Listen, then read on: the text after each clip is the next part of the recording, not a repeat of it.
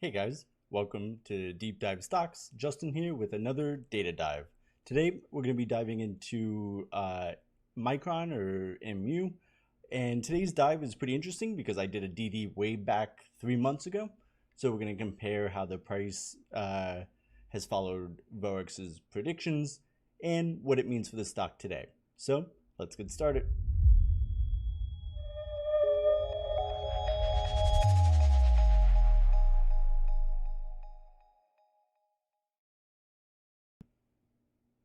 So before we move on to today's data, let's go ahead and have a look at what happened to Mu all that long ago.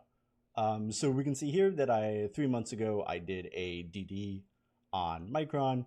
Didn't get all that much love, probably because it wasn't the most positive DD.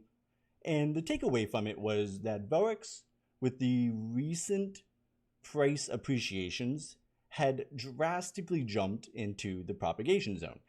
And if you're not too familiar with VoEx, now would be a good time to pause the video and go check out the video I have on VoEx.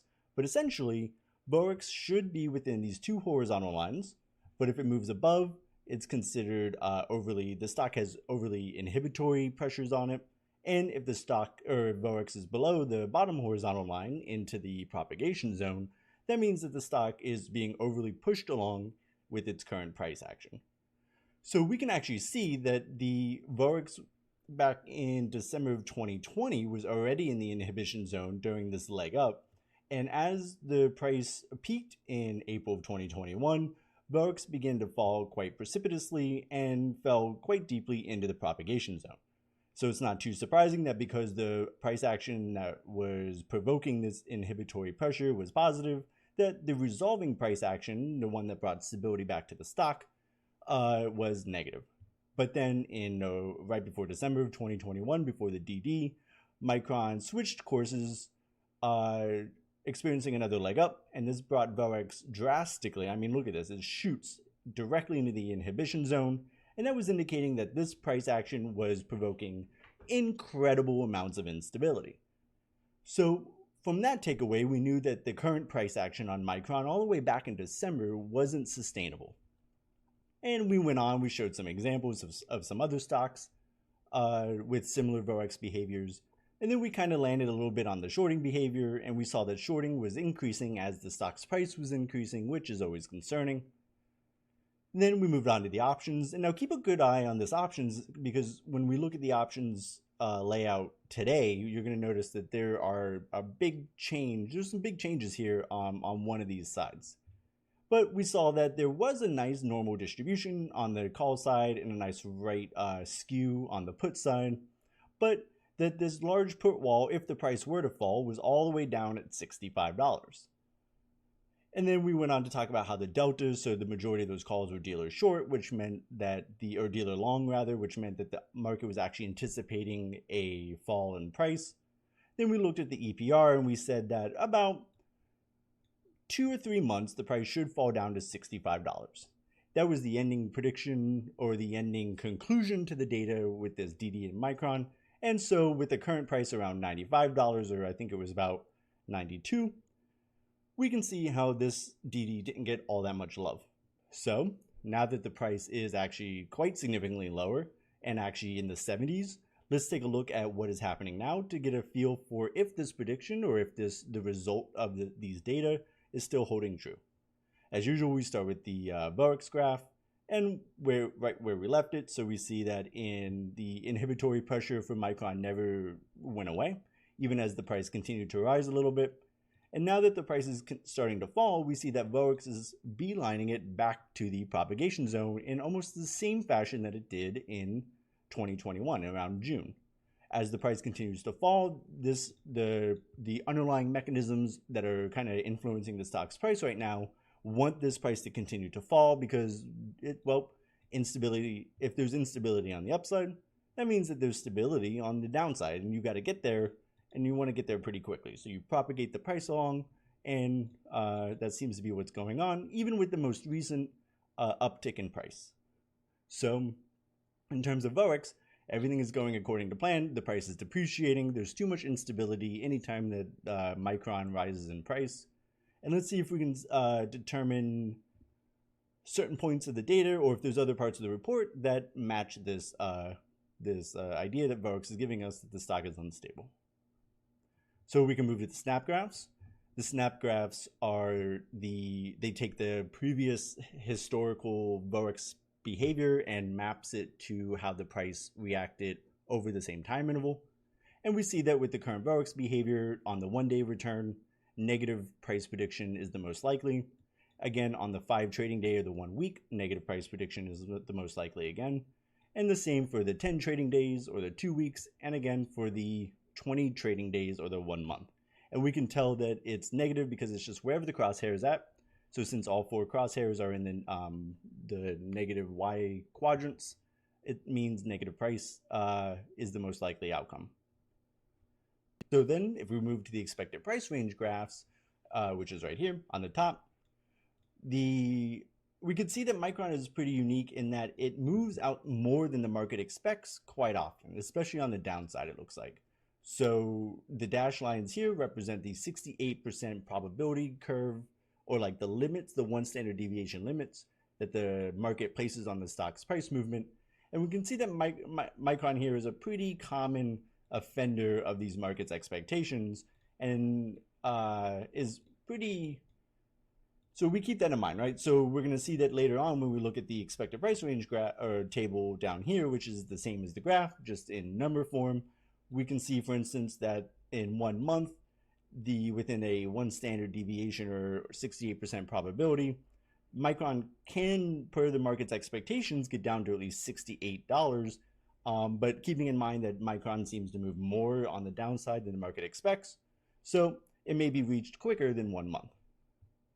In terms of volatility, not too crazy. We do see something that's interesting and always good to point out is that Micron sees an increase in volatility as the price rises, which is probably one of the reasons that VoEx is determining instability on the stock.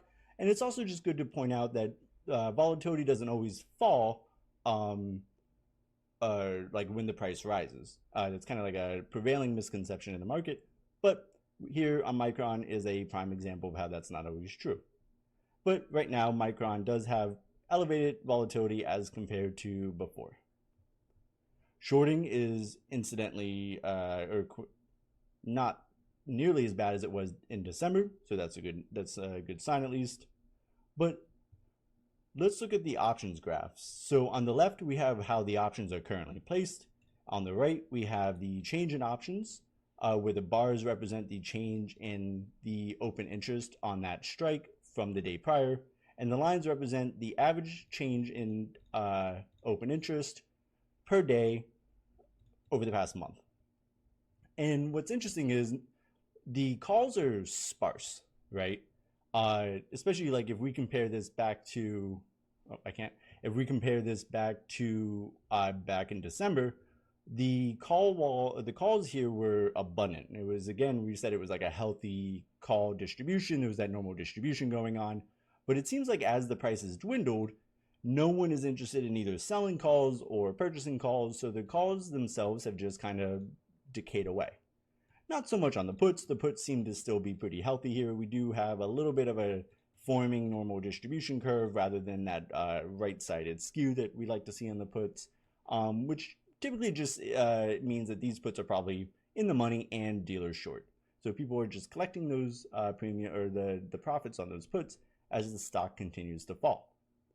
Moving towards like how the options are changing in general forms, we do see a healthy amount of calls have opened up. I think today the price did go up a little bit, so it seems like a good amount of people tried to capture some profits here. We'll look at the delta later on to see if those are dealer long or dealer short puts. And of the calls, though, we do see that the majority of the calls opening up are actually in the money over the past month or so, which is pretty interesting and pretty unique. It's not too common on stocks, although maybe, yeah, I mean, the price hasn't gone up that much, and this is the average over the past month. So interesting aspect to Micron again. We do see, however, that on average, a good amount of puts are opening up out of the money on Micron, both on average, and it looks like today are almost equal amounts. So equal amount of puts opened up today as compared to the average over the past month. So that's not too surprising, but you know. Now, we did say that we were going to look at the delta to figure out if those calls and puts that were opening up were dealer long or dealer short. And it looks like most of them were, or at least in aggregate, the options that opened up took a lot of short delta out of the market today. So that means that these long delta puts, I'm going to assume, just for some quick and dirty math, that these are long delta puts. And that a good amount of these are also long delta because the net effect was to remove, we were at negative 195,000 and now we're at 398. So what? Negative 100, wow, I can't do numbers. 160,000 long delta entered the field today. And so if these calls are providing long delta, that means that they were sold by the retail investor, which is a pretty bearish indication on both fronts, right? So out of the money puts opening up, pretty bearish, even if it's hedging, right? So people are just opening up the puts to hedge their positions, or they're just profit taking. Either way, there's the expectation of downside. And since a good amount of calls opened up, but also a large amount of long delta entered the field, that means that those are probably retail short calls. And again, that's a pretty bearish indication. One of the interesting things about Micron, which there's a lot of them it seems, is that the hedging matrix is now in a Vanna squeeze. You don't hear that very often, but basically how the options are now on the field, we can see that the direction of hedging, so real quick, the hedging matrix gives us the amount of shares that have to be purchased or sold depending on 1 point move in the underlying price or the underlying IV or volatility. And so normally we would have the hedging like direction, if it's buying or selling, is dictated by the change in the price. That's kind of like the normal way things go. In a normal stock, as the price increases, you should have selling pressure. And a stock that's in a gamma squeeze, for instance, as the stock increases, you get purchasing pressure.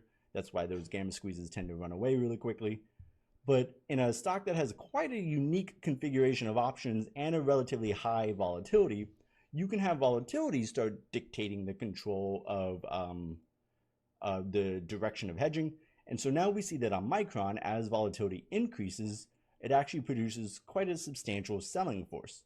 This might become problematic since volatility is relatively high. If volatility continues to rise, this will add additional downwards pressure onto Micron. So that's about it for Micron, I think, or at least most of the interesting stuff. To recap, back in December, we saw the overall context of VoEx and Micron's price, which was, as anytime Micron's price went up, VoEx immediately started jumping into the inhibition zone. As the price began to fall, Micron's VoEx actually started to drift back down into stability. And it's not too common to see a stock's stability found on the downside in such a way that VoEx will actually kind of just hang out inside of stability as the price depreciates. But again, that's why we say that VoEx indicates stability. And although usually, like in a bull market, stability, a stock that's stable will rise in price, but that's not always true. So in the context, we saw that stability was located on the downside for Micron, and that a 2-month leg up caused VoEx to drastically jump into the inhibition zone. So this is back when we did the original DD, and this was indicating that Micron's price was most likely going to fall. Micron's price does seem to be falling right now, but this time VoEx isn't even really hanging out inside of stability, but dipping immediately into the propagation zone, which is indicative of continued price decline. To add to this instability, or what VoEx is probably catching up on, do we get the negative snap graphs, is probably something to do with these options and this nasty Vanna squeeze that Micron is currently in.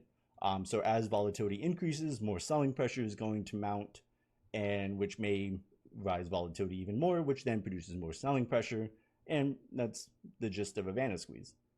So in terms of looking at if $65 is the price point still, which in my head I think it is, we can expect probably within a month. So the lower limit, or the 68% probability limit for Micron, as we said, for 1 month or 20 trading days is $68.70. But we saw how the Micron's price typically moves more than the market is expecting, especially on the downside. So I probably won't be surprised when the price gets to $65 a little sooner than expected. So that is a data dive, quite a fun one because we got to compare it with a previous DD. And I'm Justin from Deep Dive Stocks. I hope you guys liked it. If so, please like, comment, and subscribe, and I'll see you guys later. Bye.